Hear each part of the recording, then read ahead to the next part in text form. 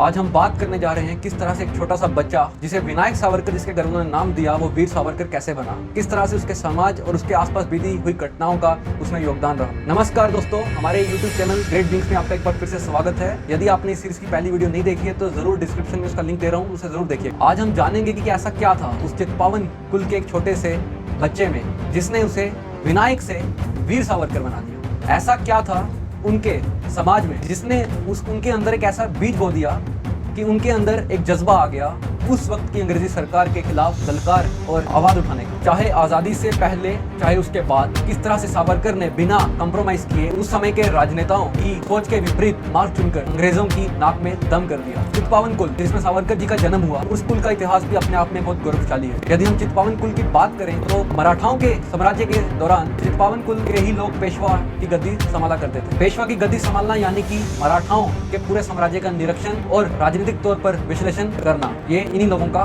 काम था। बहुत सारे prominent Maharashtrian writers, lawyers, journalist, यहाँ तक कि सोशल रिफॉर्मर्स जैसे बाल गंगाधर तिलक, महादेव गोविंद रानडे, गणेश आगरकर और गोपाल कृष्ण गोखले जैसे महान लोगों का जन्म भी इसी कुल में हुआ था। सावरकर का जन्म एक छोटे से गांव बहादुर जो नासिक से 22 या 20 किलोमीटर की दूरी पे स्थित है, वहां हुआ। उन्होंने अपनी मैट्रिकुलेशन तक की पढ़ाई नासिक हाई स्कूल से पूरी की और उनके स्कूल पे उनके अध्यापक उन्हें बहुत ही शरारती बच्चे के तौर पर याद रखते थे, यहाँ तक कि वो बहुत बुद्धिमान भी थे। वह लोग 4 भाई बहन थे जिसमें वो 3 भाई और 1 बहन थी। शुरू से बचपन से ही सावरकर को जात पात में कोई ज्यादा इंटरेस्ट नहीं था, वो जात पात को सराहते नहीं थे। सावरकर जी की फैमिली एक लैंडलॉर्ड उस समय मानी जाती थी और वहाँ पर काम करने वाले जो मजदूर थे उनको अपने साथ बिठाते थे सावरकर।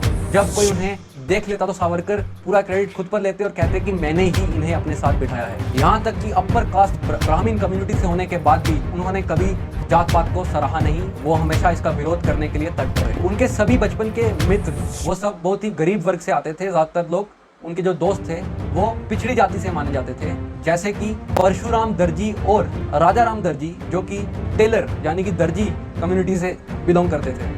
वो उनके बेस्ट फ्रेंड माने जाते थे, बहुत ही घनिष्ठ। हिस्ट्री ने सावरकर पर बचपन से ही बहुत ज्यादा इतिहास ने प्रभाव डाला। एक बार जब सावरकर जी ने हिस्ट्री की एक बुक निकाली अपने शेल्फ से तो उन्होंने पाया कि उसका आधा पार्ट पहले से ही गायब है, पहले से ही किसी ने उसे जला दिया है। और जो वो बुक जहाँ से स्टार्ट होती थी वो अरब हिस्ट्री से स्टार्ट होती थी, जिसके कारण उनके दिमाग में सवाल आने स्टार्ट हो गए कि उससे पहले जो घटा उसका क्या, उसे कौन कैसे हम लोग जानेंगे। वीर सावरकर जी के समय में उससे पहले ही 1818 में मराठा साम्राज्य के पतन के बाद से ही उनके आसपास के युवाओं में एक आक्रोश पैदा हो गया था ब्रिटिश सरकार के खिलाफ, क्योंकि पूना जो कि मराठाओं के समय में उनकी कैपिटल थी उसकी ग्लोरी कम कर दी गई। परंतु इन सबसे बढ़कर सावरकर को वीर बनाता है उनका वो जज्बा, जिसके कारण उन्होंने बिना उस समय की पॉलिटिकल एस्टेब्लिशमेंट, चाहे वो ब्रिटिश सरकार हो चाहे इंडियन नेशनल कांग्रेस हो, बिना किसी के दबाव में आए, बिना किसी को फॉलो किए, खुद के मार्ग में चलकर उस समय के ब्रिटिश राज का पतन करने का निश्चय कर लिया और